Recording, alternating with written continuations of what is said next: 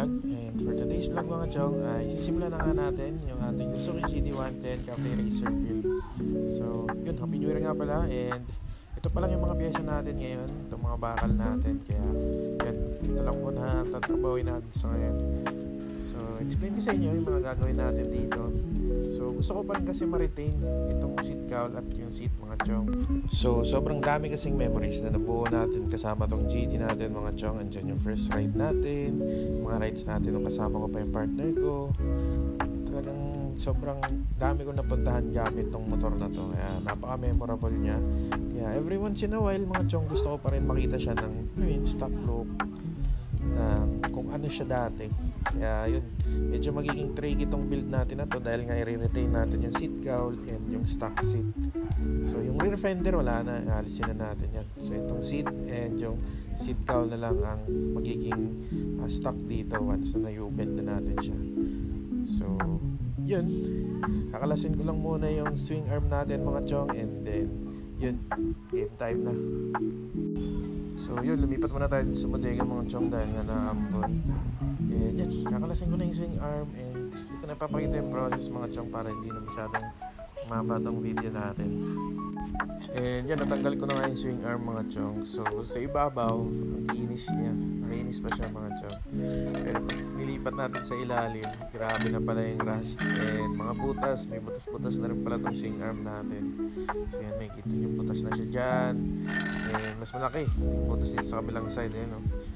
So i-repair pa pala natin tong swing arm natin bago natin i-plus 3. So ipa-plus 3 rin natin to para masa Cafe Racer build natin. So yun.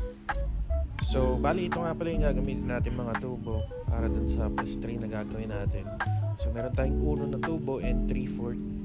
So itong 3/4 yung gagawin nating palaman sa loob para mas matibay yung swing arm natin. So yan, naputol ko na yung 1 nating tubo.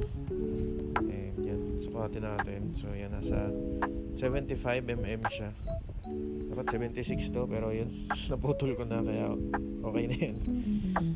So yun na nga, napasarap yung paggawa natin mga chong, eh hindi na natin na videoan. So yan, nabrakitan ko na to and na-repair natin yung mga butas. And yan, naputol ko na rin siya. And yan, sinalpa ko na yung palaman natin and yung magiging plus 3 natin. So yan, ganyan yung itsura niya. And yun, weld lang natin to. And make sure natin na maayos yung pagkaka-weld para solid ang ating plus 3 swing arm.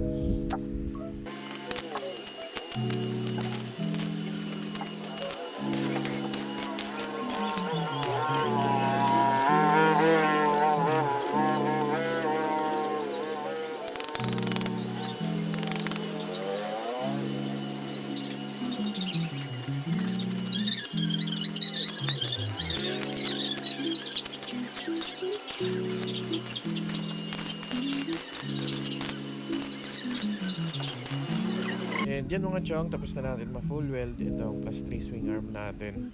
So okay naman, ma-weld naman natin siya ng maayos. And yun, gagrinderin lang muna natin to, and after nun, ikakabit ko rin muna siya agad para masukatan natin yung ating brake arm and yung brake rod. So yun, kabit ko muna to. So yan mga chong, tapos na natin ma-install yung plus 3 swing arm natin, and all good naman, smooth naman natin siya na ikabit. And kung makikita nyo, yung rear wheel natin is medyo nakadikit na siya sa rear stock fender natin. Eh. Kahit pala plus 3 lang yung gawin natin, eh, ang angas na rin ang dating. Tingnan nyo naman yan. So medyo malaki na rin yung clearance natin sa harap, so pwede tayo maglaki ng gulong. And yun, susukatan natin yung ating brake rod and brake arm, and then yun, bahanan. So yun, kakalasin ko lang muna yung ating cowling and yung seat.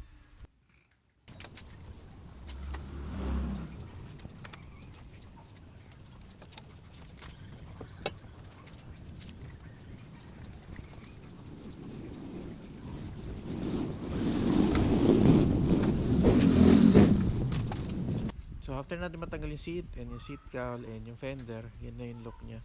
So grabe, ang ganda ng, ewan ko, naangasan ako sa gantong look lang. Angas niya. So bali, kukunin rin pala natin yung mountings na to mga chong para ma-install pa rin natin yung seat cowl dun sa ating U-bend. So yan. And dito rin tayo magpuputol sa markings na yan. Kaya yun, And ito nga rin pala yung gagamitin nating U-bend mga chong. So galing to kay Street Side Garage. So sobrang solid ng U-bend nila, ang ganda. And para naman sa palaman ng ating U-bend, gagamit tayo ng U-bolt na owner type Jeep. And yan, sumakto rin kasi siya dito sa butas ng tubo ng ating GT110, kaya ito na lang rin ginamit ko. And matibay rin naman tong bakal na to. Helper. So kung medyo lumaki-laki nga lang to, pwede natin siyang gamiting U-bend eh. So, meron tayong parlina dito mga chong, and gagamitin natin to. Kakatin natin yan dahil nga may rusting dito sa side ng GT natin. Ewan ko ba't nagkinalawang to ng gusto dito. Pero yun, babrakita natin to and papatibayin natin to mga chong. So yan, grabing kalawang mga chong. And yan, makikita nyo, napasukan na natin to ng flat bar para sa kanyang brace, para matibay siya mga chong. So, dito kasi tayo banda magkakat. Yan, dito banda. Kaya kailangan matibay yan. And after natin siyang brakitan, papayakapin natin yung ating parlina dito. So, yung parlins naman natin mga chong is makapal naman. Kaya tingin ko obra to.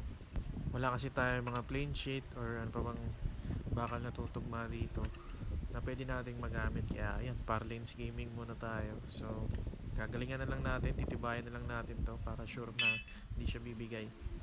And ito na nga yung result mga chong. So hindi na natin na video napasarap na naman yung gawa natin. So para lang natin siyang nilatero. So okay na yung front and yung back, wala na ring butas, all goods na siya mga chong. Kaya yun, after nito pwede na natin siyang katin para makabit natin yung U-bend. So yan, namarkahan ko na kung saan natin siya puputulin. So yun, katayin na natin to.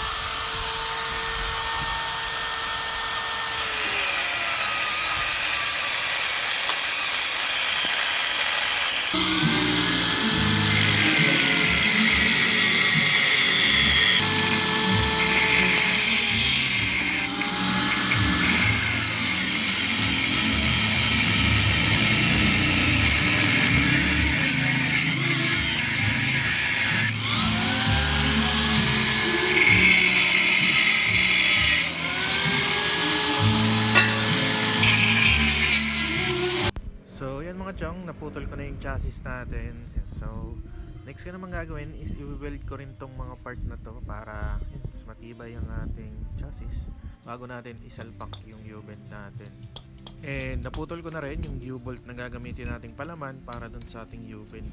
So yung thread na part yung ipapasok natin mga chong para kumapit siya dun sa loob, para hindi siya lumikot. And next, salpak na natin ang ating U-bend. So yan, kahit ganyan lang yan, matibay na yan. So unting weld lang gagawin natin dito. So pag-iisipan ko pa pala mga chong kung anong length yung ibibigay ko dito sa U-bend para lang mag-poke out yung swing arm natin, para mag-poke out yung gulong natin. So yan mga chong, ito na nga yung length na napili ko para dito sa ating U-bend. And binawasan ko lang yung U-bend natin ng mga 2 to 3 inch para lang yan, poke out yung gulong natin sa palabas. And yan, makikita nyo nga na dapat pala ang ginawa natin is plus 5, hindi plus 3 sa ating swing arm. So yun, next time na lang bawian natin. Pili na lang siguro tayo ng isa pang swing arm para gawing plus 5 para mas pumogi lalo itong Cafe Racer build natin. So tatakpan ko lang ng flat bar tong part na to mga chong, and then ile-level natin yung U-bend, and then yun, full weld na natin siya. At dahil wala tayong level bar, ito lang cellphone gamit natin mga chong. So yan, makikita nyo, level naman siya. So yun, full weld na natin to.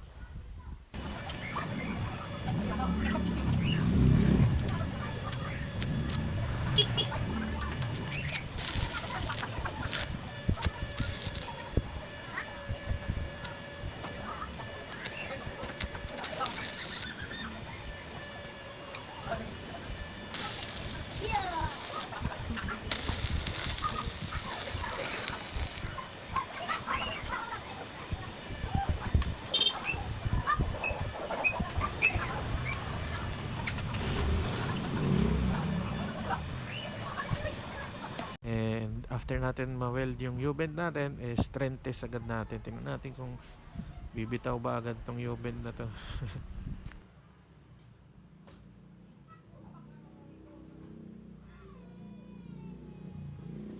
So all goods naman mga chong. Nabuhat niya naman yung weight niya, and wala naman tayo narinig na pag-crack.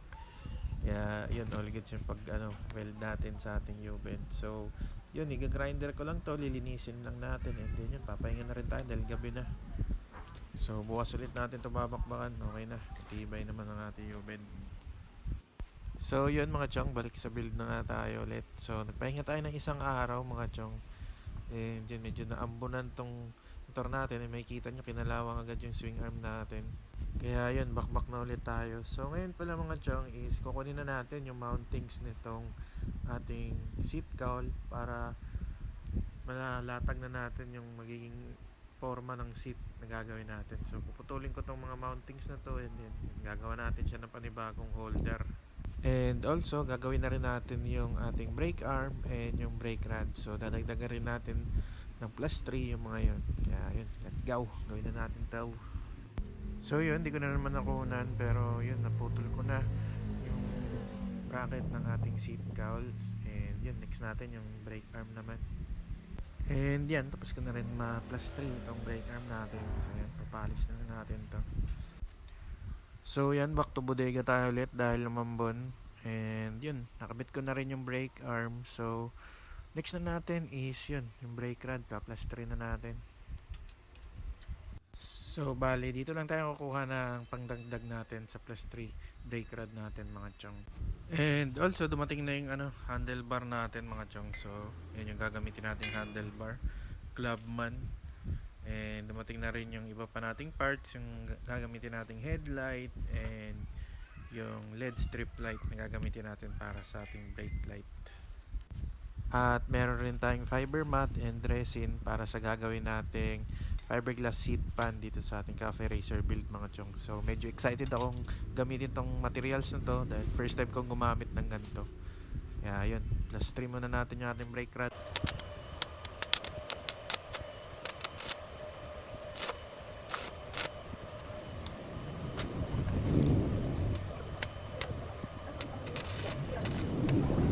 So yan mga chong, tapos na natin ang ating +3 brake rod. Ayan, parang stock lang din. So yun, kabitan natin to.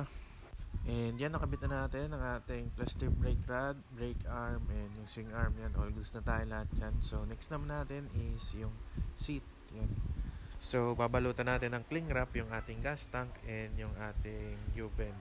Dahil dyan natin ilalatag yung fiber mat natin. And yun, balikan ko kayo. Balutin ko muna to. So yan mga chong, nabalot ko na ng cling wrap ang ating motor. So bali dito yung magiging border ng ating seat. Yan siya matatapos. And nag-pre-cut na rin ako ng fiber mat natin para hindi na tayo masyadong mahirapan.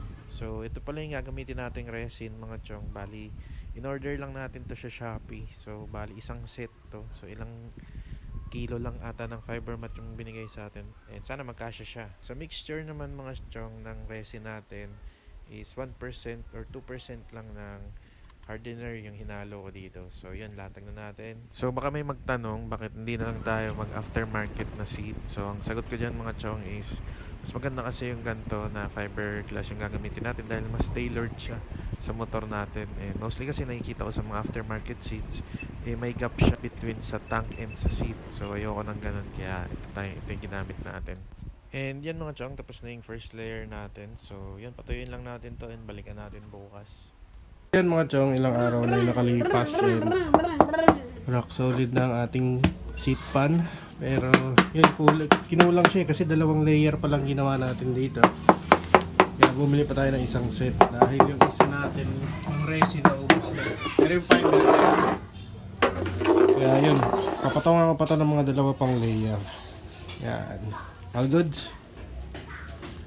And yan mga chong, tapos na natin siya mapatungan. Bali 4 na layers yung ginawa natin. So yan, tanggalin na natin to. So may kita nyo mga chong na minarkahan ko na rin yung gilid niya kung saan natin siya ikakat. Kaya yan, madali na lang to. So yan mga chong, nakat ko na siya. And yun, hindi ko na pinakita dahil madilim na. So naka flashlight lang tayo na ito. And yun, also ang kate pala niya sa katawan. Kaya huwag nyo gayahin yung ganito na nakahubad lang. Kaya after nito, ligo malala talaga tayo. So next naman natin mga chong is yung foam na gagamitin natin dito para sa seat na to. So ito yung gagamitin nating foam mga chong. So foam lang to ng sofa namin. Ayan yan. Nasukat ko na to. And yun, puputulin na lang natin to. So, sa pagputol nitong foam natin, gagamit lang tayo ng bread knife at isang matalas na kutsilyo. Parang cake lang mga chong. Panis. So, yan. Tapos na natin maputol tong ating foam. So, next naman natin gagawin mga chong is yun, papormahan na natin siya para makuha natin kung anong gusto nating forma ng magiging seat natin. So, yun. So, yan mga chong, medyo pangit pa yung itsura ng seat natin dahil kutsilyo lang yung ginamit ko para tapyasin tong seat natin. So, hindi pa ako makagamit ng grinder dahil 10 oras na nga ng gabi. Kaya yun, pagpatuloy na lang natin to bukas pero at least meron na tayong forma, diba? So, bukas pagpatuloy natin to. So, yun, kinaumagahan na nga mga chong. And yun, kakatin na natin ng ayos tong ating seat pan. And kung makikita nyo, balot na balot tayo para tayong dahil sinubit. So, yun, nakatigasit sa katawan ko ang ating fiberglass na powder. Gusto ko natin sa katawan nyo mga chong. Yan.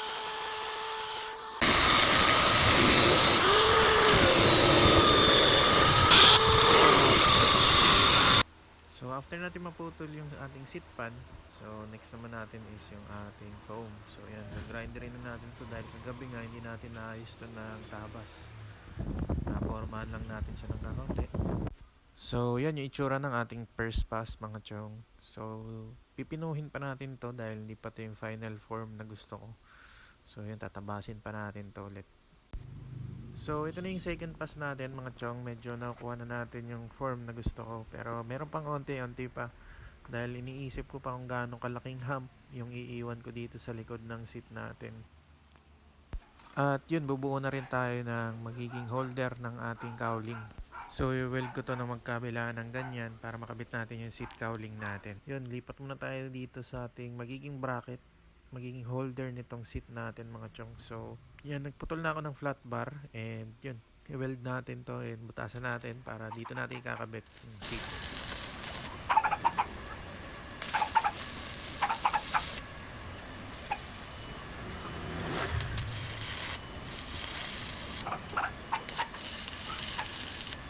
So, yan mga chong, tapos ko na ma-weld yung holder ng ating seat and yung bracket ng ating stock seat cowl. So, yan. Next naman natin gagawin is yun, bubutasin na natin itong mga to dahil magiging bolt on bolt off yung seat natin. So hindi ko na nakunan pero nabutas ko na yung holder ng ating seat mga chong. So ang next naman natin bubutasan is itong seat pan dahil lalagyan natin to ng tornilyo.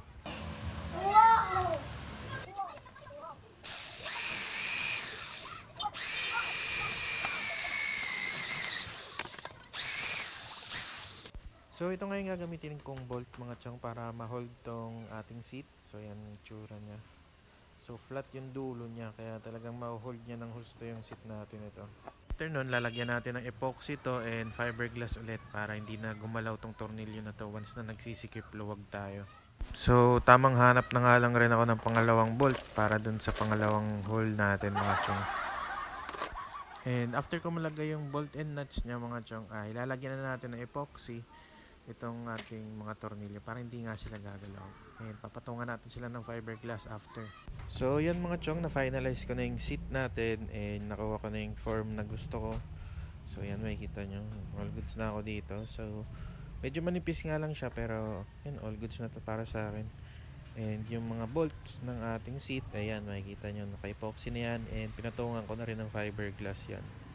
So yun, dadalhin ko na lang to sa upholstery shop and then yun, paayos natin. So mga 2 days ata bago ko makuha ulit to. Pero yun, tingnan nyo mga chok, parang bagay rin sa YTX natin, may hump mo. So yun, tapos ko na mahatid yung ating seat dun sa upholstery shop. And next naman natin is itong LED strip light natin mga chong. So ayoko naman kasi naitikit lang siya dito basta sa U-bend natin. Kaya gagawin natin dito is magdi-drill tayo ng hole and yun, makikita nyo yung mga lines na yan, i-grinderin natin yan, bubutasin natin yan.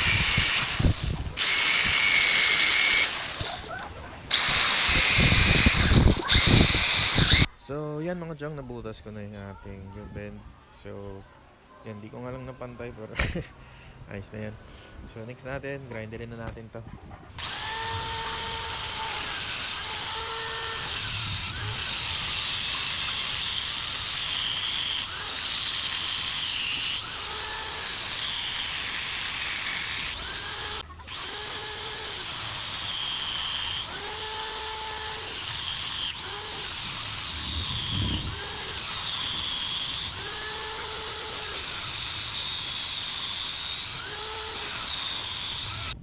And yan mga chong, nalagay ko na yung LED strip light natin. And yun, medyo papantayin ko na lang ng kakaunti yung mga linya niya. And di ko na rin papakita yung process mga chong. And after nun, papahinga na rin ako dahil gabi na.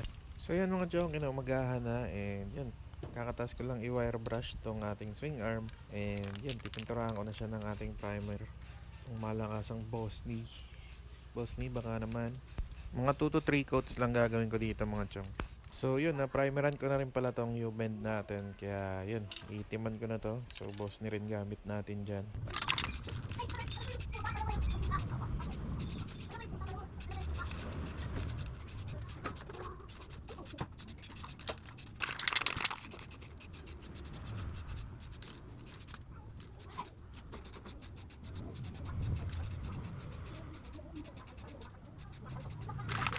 So hindi ko na napakita mga chong, pero naglagay ako ng mount para dito sa ating signal light. Yan, yan ko siya nilagay. And yan, all goods na yung paint natin. And makikita nyo rin mga chong na putol yung tapalodi natin dito sa likod. Kaya yan, dumaan tayo sa basa, itatalsikan yan. Kaya gumawa ako ng template na gawa sa karton mga chong, na kung saan pwede natin siyang tabunan ng ano. Para kapag nagkaroon ako ng plain sheet, makakover ko siya. Kaya pansamantala, ito na lang munang stainless na to yung gagamitin ko kahit na butas-butas siya. So yun, kakatingin ko na lang to and then yan, balikan ko kayo. So yan mga chong, nakabit ko na yung parang panaklob na kinabit natin sa ating rear fender. At yun, nabolt ko na rin yung ating seat. So ang next naman natin gagawin mga chong is yun, i-wiring na natin ang ating LED strip light. So tanggalin lang natin yung 3M tape niya sa likod and then push lang natin siya patras para dumikit siya doon sa bakal ng ating U-bend. So itong LED strip light natin mga chong is meron siyang 5 wires. So yung black, yung ground, and yung green and yellow is sa function niya na signal light. While yung white naman is para sa park light and yung red is para sa brake light. So yun, din naman kayo malilito niyan mga chong.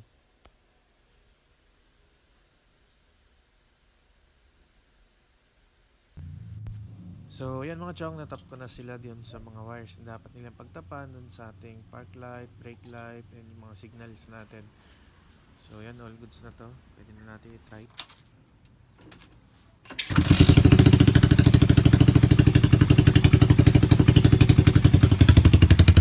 So yan yung park light nya.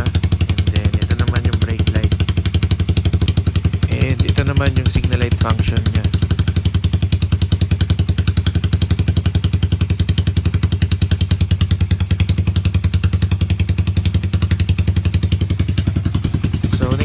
Install mga chong is yung club mat at bar natin. So singit ko lang mga chong, no, dito pa rin yung stock socket ng ating brake light at park light, kaya anytime pwede natin isalpak yung stock brake light natin.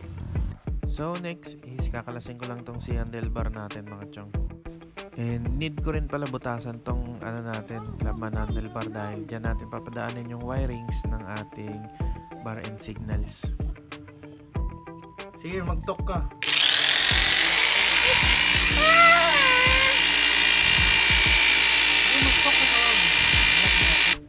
So yun mga chong, tapos na natin mabutas yung ating laban handlebar. And yan mga chong, naman ko na yung ating laban handlebar. And yun, i-wiring ko na lang din yung mga wires ng ating bar and signals.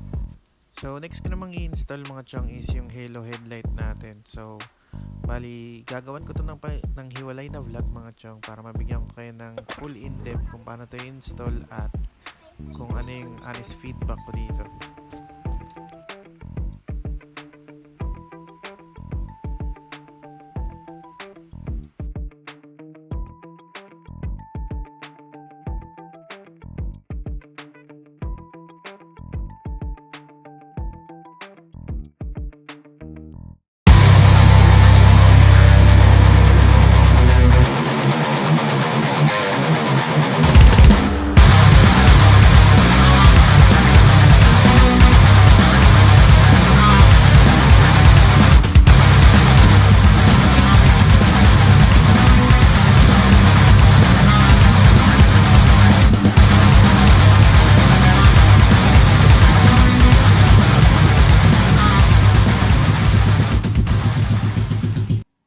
So yan mga chong, dito na nga nagtatapos yung ating Suzuki GD110 Cafe Racer build. So parang 1 week ko rin itong tinibag. So ni-rides ko rin pala tong motor natin na to, and yung seat niya is napakalambot, sobrang comfy niya mga chong. Akala ko nung una manipis siya, pero all goods lang pala, napakalambot. Also hindi ko na rin napakita mga chong, pero gumawa ako ng plate holder niya na dito natin iniipit sa axle at dito sa rear shock. So today is January 9 mga chong, and sinimulan natin i-build tong GD natin ng December 8 and natapos siya ng December 15. So talagang ni-ride natin to after natin siya mabuo, and sobrang sulit dahil bumali ito ng leg nung unang labas nito mga chong. So yung riding position naman natin mga chong is ganito. So hindi naman siya masyadong yuko dahil ano na nga yung gamit natin dito, Clubman handlebar, hindi siya ganun ka aggressive. So chill lang, sakto lang din naman, pero katagalan siguro sasakit rin yung balakang ko rito. Pero yun, comfy naman. And sa swing arm naman mga chong, yan, ganyan lang yung lumabas sa ating plus 3.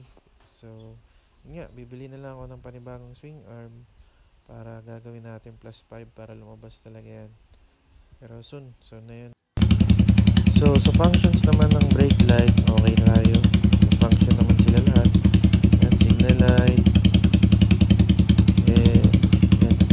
Wala na naman. Okay, goods tayo dyan. So meron lang mga nakuhang feedback na yung LED strip light daw mga chong is hindi nagtatagal. So yun, tingnan natin. So sa halo LED headlight natin mga chong is all goods naman. Satisfied naman ako, pero yun, hindi na masyado magbibigay ng ano, dahil yun, gagawa natin na panibagong vlog yan mga chong. So yun, so munti ko nang ma-add to mga chong, dahil yun, gusto ko ipakita sa inyo kung paano natin mababalik sa stock look yung ating GD110. So ito nga pala yung ginawa nating bracket ng ating seat cowl. So yan, tinanggal ko na yung bolts nitong seat natin na to, and yan, ito yung mga tornilyo nya. So tanggalin muna natin to. And next mga chong, kakabit lang natin tong ginawa nating bracket. So after ko siya mabolt mga chong, is lalagay na natin yung ating seat cowl. Yung ating helper. So nag-trip tayong bukayo. Kabit lang natin to. Daddy. Ayan, suksok ko muna. So yan mga chong, nakabit na natin yung seat cowl. And yun, hindi ko lang na-anticipate na every time pala na kakabit natin tong stock seat cowl, tatanggalin natin yung signal light. So yan, hindi ko na-anticipate yan. So discartehan na lang natin yan soon. And yun, kabit lang natin tong seat. And just like that mga chong, balik sa stock look ang ating GD. So yun, medyo natuwa rin ako dahil hindi tayo nahirapan. So anytime pwede tayo mag back to stock, and yun, anytime pwede rin tayo mag U-bend, diba? Yes. So all goods. And yun, pogi pa rin naman siya kahit naka stock look. So dito nga natatapos for now yung Suzuki GD110 Cafe Racer build natin. So marami pa tayong gagawin dito mga chong. Plano ko siyang gawan ng engine cowl, pero sa ngayon hindi ko pa alam kung paano gawin yun, kaya yun, isip-isip muna tayo. Yan, lalagyan natin to ng malupitang DIY engine cowl soon. And yan, basta marami pa tayong gagawin dito. Baka yung engine build yung sunod. So yun, kung nagustuhan nyo itong content na to mga chong, please leave a like, comment, and subscribe. And don't forget to click the notification bell para ma-update pa kayo sa mga susunod ko pang mga videos. Salamat sa panonood.